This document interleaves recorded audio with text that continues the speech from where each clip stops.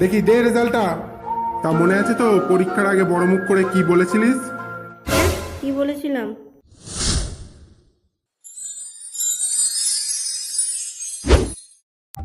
কিরে, কালকে তোর পরীক্ষা আর আজকে তুই টিভি দেখছিস?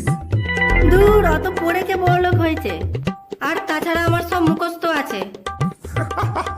তোর নাকি আবার পড়া মুখস্থ আছে, হ্যাঁ? তা বল দেখি কাল কি পরীক্ষা? এইটা আবার কোনো প্রশ্ন হলো? কাল তো ইংরেজি পরীক্ষা। কিন্তু আমাকে তো অভি বললো কাল বাংলা পরীক্ষা।